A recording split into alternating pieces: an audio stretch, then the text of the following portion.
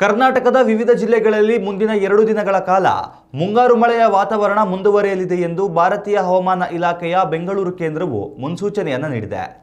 ಪ್ರಸ್ತುತ ರಾಜ್ಯದ ಕರಾವಳಿ ಭಾಗದಲ್ಲಿ ಸಾಧಾರಣ ಮಳೆಯಾಗುತ್ತಿದ್ದರೆ ಉತ್ತರ ಒಳನಾಡಿನ ಹಲವು ಪ್ರದೇಶಗಳಲ್ಲಿ ತೀವ್ರ ವೇಗದ ಗಾಳಿ ಬೀಸುವ ಸಾಧ್ಯತೆ ಇದೆ ಎಂದು ಹವಾಮಾನ ತಜ್ಞರು ಮುನ್ನೆಚ್ಚರಿಕೆಯನ್ನು ನೀಡಿದ್ದಾರೆ. ವಿಶೇಷವಾಗಿ ದಕ್ಷಿಣ ಕನ್ನಡ, ಉಡುಪಿ ಹಾಗೂ ಉತ್ತರ ಕನ್ನಡ ಜಿಲ್ಲೆಗಳಲ್ಲಿ ಬಹುತೇಕ ಕಡೆಗಳಲ್ಲಿ ಜುಲೈ 22ರಂದು ಸಾಧಾರಣದಿಂದ ಮಧ್ಯಮ ಪ್ರಮಾಣದ ಮಳೆಯಾಗಲಿದೆ. ಇನ್ನು ಉತ್ತರ ಒಳನಾಡಿನ ಪ್ರಮುಖ ಜಿಲ್ಲೆಗಳಾದ ಬೆಳಗಾವಿ, ಬಾಗಲಕೋಟೆ, ಧಾರವಾಡ, ಗದಗ, ವಿಜಯಪುರ, ಕಲಬುರಗಿ ಮತ್ತು ರಾಯಚೂರಿನಲ್ಲಿ ಗುಡುಗು ಸಹಿತ ಮಳೆಯಾಗಲಿದ್ದು ಗಂಟೆಗೆ 40ರಿಂದ 50 ಕಿಲೋಮೀಟರ್ ವೇಗದಲ್ಲಿ ಬಲವಾದ ಗಾಳಿ ಬೀಸಲಿದೆ. ಬೆಂಗಳೂರು ನಗರ ಮತ್ತು ಗ್ರಾಮಾಂತರ ಸೇರಿದಂತೆ ಮೈಸೂರು, ಕೋಲಾರ, ಹಾಸನ, ಶಿವಮೊಗ್ಗ ಹಾಗೂ ಕೊಡಗು ಜಿಲ್ಲೆಗಳ ಒಳಗೊಂಡ ದಕ್ಷಿಣ ಒಳನಾಡಿನ ಹಲವೆಡೆ ಕೆಲಕಾಲ ಸಾಧಾರಣ ಮಳೆಯಾಗುವ ಮುನ್ಸೂಚನೆ ಇದೆ.